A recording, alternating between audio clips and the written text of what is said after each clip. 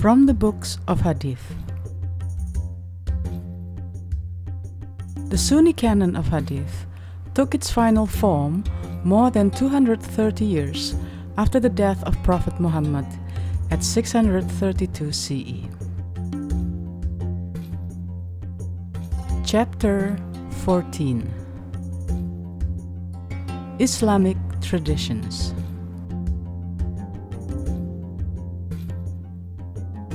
The second largest religious group after the Judeo-Christians is the Muslims. Since previously I summarized and condensed the stories from the Bible, I should actually do the same with the stories from the Quran. But I'm not doing so yet. Why?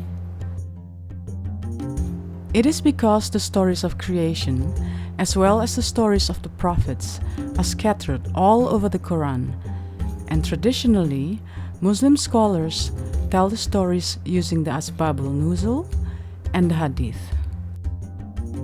What are they? Asbabul Nuzul is an interpretation made by Muslim scholars concerning the background stories behind certain verses of the Quran. The Hadith is a collection of traditions and narrations which is believed to have been passed down via a chain of people who first heard it from Prophet Muhammad. Almost all the prophets mentioned in the Quran are also mentioned in the Bible. Although the Bible mentions many more names than the Quran. In general, Muslims also chronicled the sequence of appearance of the prophets the same way as the Bible. The details of the stories in the Bible are almost completely different than the ones in the Quran. But surprisingly, some are similar to the oral traditions, the Hadith and/or the Asbabul Nuzul. So, for now, please bear in mind the following stories, narrations that I'm about to share with you are coming from the Hadith and early Muslim Quran interpreters, not from the Quran. It is not easy to choose them, since there are several books of Hadith with many different versions. The following, I'm only quoting several traditions mainly concerning the creation of the universe and humans, stories about some prophets, Muhammad and Al-Mahdi. Most Islamic traditions are told in a speech form, supposedly by Muhammad, and most of them are in connection with some religious rituals. To make it easier for our study, I'm only telling the essence of the story. For a complete story or hadith, kindly read them directly from the sources of information as shown on the screen or at the end of this video chapter. Before the creation of the universe. A Sufi Muslim tradition. 360,000 years before the creation of the universe, Allah created the light, or Nur, of Muhammad, the beloved of Allah. Then, Allah created the angels that support His throne. He created the throne and then the rest of the angels and the heavenly hosts. After that, He created the heavens, several earth, the genies, i.e. jinns, unseen creatures who occupy a parallel world to that of mankind, and fire. Then He created light for the believers. After that, Allah created the tree of surety with 4 branches. Then Allah created a green lamp from emerald and put it on the tree. the soul of Muhammad was placed inside the tree and commanded to praise Allah continuously. As the soul started to produce rosy aromatic sweat, they turned into the souls of the rest of the prophets. Then all of them made a confession that they believed and accepted the prophethood of Muhammad. From the sweat of his chest, the saints and the martyrs were created. From the sweat of his back, the houses in heaven, the Kaaba and the house of God in Jerusalem, i.e. Bait al-Muqaddas, and the holy tomb of Muhammad in Medina, and all the mosques in the world were created. From the sweat of his eyebrows came all the souls of the believers, and from the sweat of his coccyx came all the disbelievers. Then all these souls circled around the soul of the Father, i.e. Abu Marwah, or the soul of Muhammad, and praised him for 1,000 years. Allah commanded them to look at the soul of Muhammad, and they obeyed. Footnote number 1. Creation of the universe. First of all, there was nothing but Allah. And then He created His throne. His throne was over the water, and He wrote everything in the book in the heaven, and created the heavens and the earth. Footnote number 2. When Allah completed the creation, He wrote in His book, which is with Him on His throne, "My mercy overpowers my anger." Footnote number 3. About the sun and the earth. The sun travels until it prostrates underneath the throne and takes the permission to rise again, and it is permitted.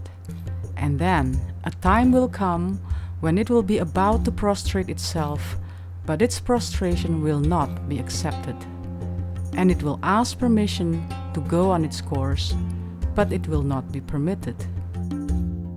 It will be ordered to return whence it has came, and so it will rise in the west. Footnote number 4. Muslims should not pray at sunrise or sunset, for the sun rises between two sides of the head of Satan. Footnote number 5. The sun goes around the earth. Footnote number 6.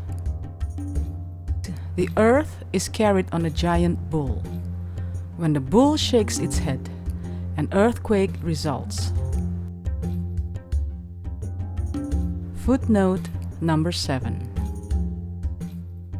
Creation of Adam, woman, human, and Jesus. Allah created Adam, making him 60 cubits, or 27.4 meters tall. And people who will enter paradise will resemble Adam in appearance and figure. People have been decreasing in stature since Adam's creation. Footnote number 8. Muslims are commanded to treat women nicely, for a woman is created from a rib, and the most curved portion of the rib is its upper portion. So if you should try to straighten it, it will break.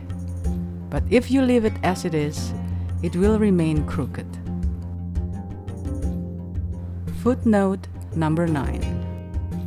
When a human being is born, Satan touches him at both sides of the body with his 2 fingers, except Jesus, the son of Mary, whom Satan tried to touch but failed, for he touched the placenta cover instead. Footnote number 10. Birth and childhood of Muhammad. Muhammad was decreed by Allah as his slave and the last of the prophets when Adam, prior to his creation, was still a form of clay.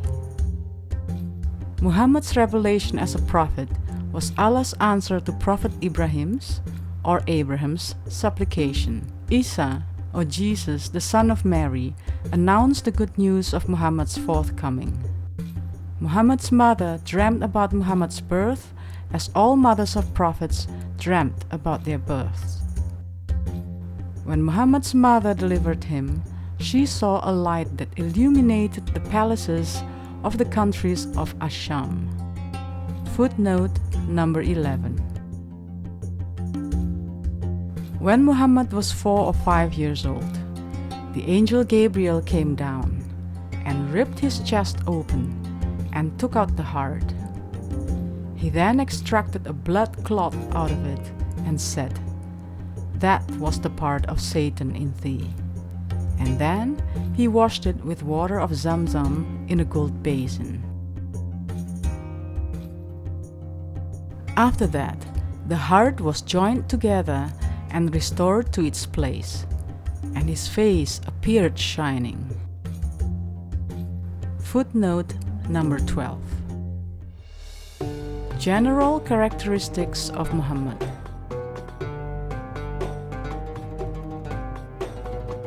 There are many hadith and traditions concerning the characteristics of Muhammad. Generally, it is said that he was gentle, kind-hearted, gracious, polite, compassionate, humble, and honest. Although he led many wars against the disbelievers, he always urged his followers to be compassionate towards the enemies.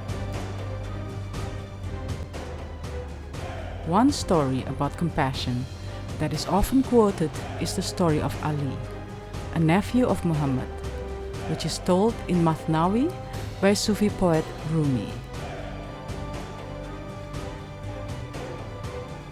In a battle against the unbelievers, Ali got the upper hand against a certain champion. He quickly raised his sword and was hurrying to kill him. But the man spat on Ali's face, who was the pride of every prophet and every saint. He spat upon the face before which the beautiful face of the full moon bows low at the place of prostration. At that moment, Ali threw aside his sword and slowed down his fight against his enemy. The enemy asked, "You raised your sharp sword against me. For what reason did you throw it aside and quit fighting me?" Ali answered, "Since a motive other than God entered my heart in the holy war, I deemed it right to sheath the sword." Footnote number 13. On the other hand, several other hadith tell how Muhammad was severe when dealing with his enemies and also to Muslims who became infidels after embracing Islam, as is told in the following Sahih Hadith, i.e. authentic hadith, told by Imam Bukhari in Book 4, number 234. Narrated Abu Kilaba. Anas said, "Some people of Ukul or Uraina tribe came to Medina, and its climate did not suit them. So the Prophet ordered them to go to the herd of camels and to drink their milk and urine as a medicine. So they went as directed, and after they became healthy, they killed the shepherd of the Prophet and drove away all the camels. The news reached the Prophet early in the morning, and he sent men in their pursuit, and they were captured and brought at noon. He then ordered to cut their hands and feet, and it was done, and their eyes were branded with heated pieces of iron. They were put in Al-Hara, and when they asked for water, no water was given to them. Abu Kilaba said, "Those people committed theft and murder, became infidels after embracing Islam, and fought against Allah and His Apostle." Footnote number 14. Muhammad and his wives. It is general knowledge among Muslims and non-Muslims that Muhammad had plural wives. It is said that when Muhammad was 25 years old, he married his first wife, Khadijah, who was 40 years old.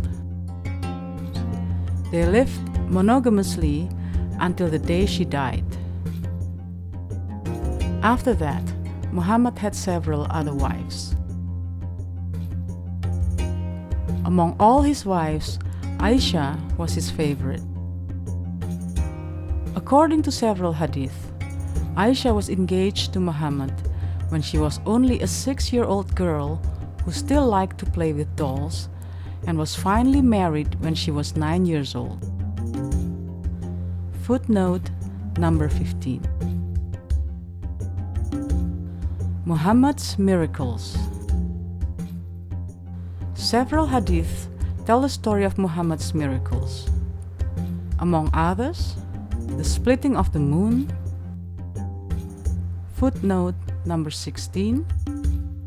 Water flowing from Muhammad's finger during lack of water. Footnote number 17. And multiplying food. Footnote number 18. Muhammad's night journey. Muhammad's night journey, or Isra Mi'raj in Arabic, are the two parts of the night journey that, according to Islamic tradition, Muhammad took during a single night around the year 621 CE. It has been described as both a physical and spiritual journey. During this event, Muhammad journeyed from Mecca to Jerusalem and then ascended into heaven. Here is the story. One night, Muhammad was taken by a burak, a white animal with a size between a mule and a donkey, to heaven. He was accompanied by the angel Gabriel. On the lowest heaven, Muhammad was met and welcomed by Adam. On the second heaven by Jesus and John. On the third heaven by Joseph. On the fourth by Idris. On the fifth by Aaron. And on the sixth by Moses. Moses wept after welcoming Muhammad, because Muhammad's followers would be more than his own. On the seventh heaven, Muhammad was met and greeted by Abraham. After that, Muhammad saw the house of Allah, where 70,000 angels performed daily prayers.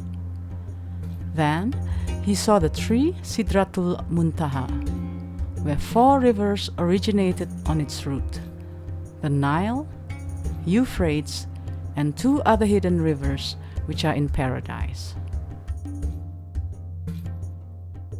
Then 50 daily prayers were enjoined upon Muhammad and his followers.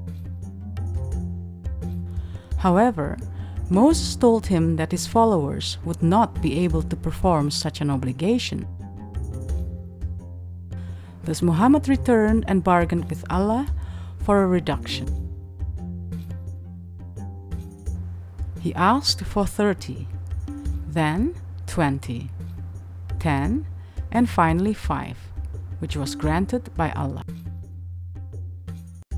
Footnote number 19.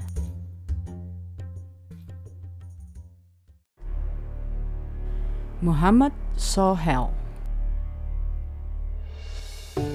Muhammad was shown the hellfire and saw that the majority of its dwellers would be women.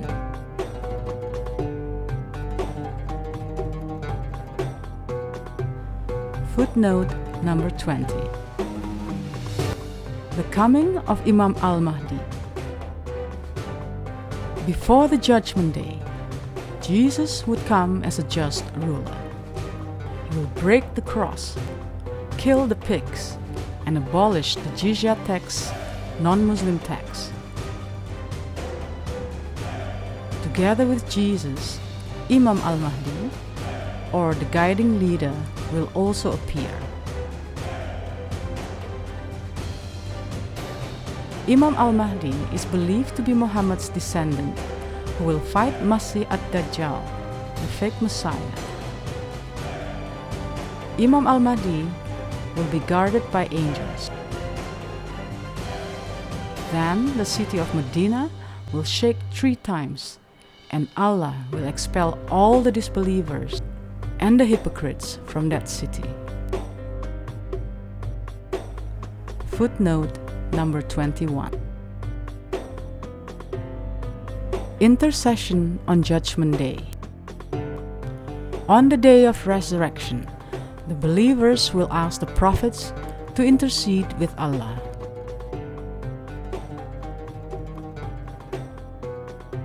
They will start with Adam, who will say, "I am not fitted to intercede, for he will remember his own sin."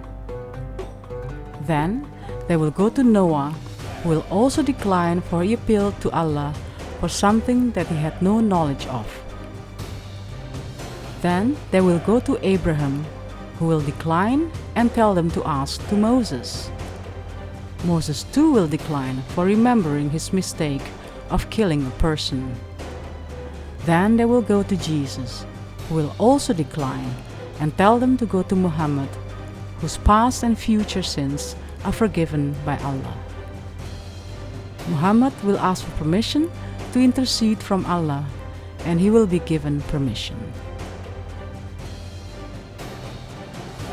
Footnote number 22.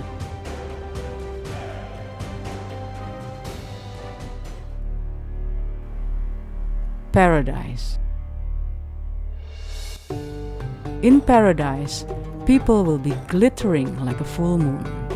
They will not spit or blow their noses, nor relieve nature. They will have utensils from gold and silver, and their sweat will smell like musk. They will have no feeling of hate and will be glorifying Allah in the morning and evening. And each of them will have 2 beautiful wives. Footnote number 23. The smallest reward for the people of paradise is an abode where there are 80,000 servants and 72 wives, over which stands a dome decorated with pearls, aquamarine, and ruby, as wide as the distance from Al-Jabiya, a Damascus suburb, to Sana'a, Yemen. Footnote number 24. The above hadith concerning 72 wives is widely known amongst Muslims. The tradition has somewhat evolved, and it is believed by some Muslims that the 72 wives will be virgins as a reward for Muslims who die in religious battle in the name of Allah, i.e., jihad.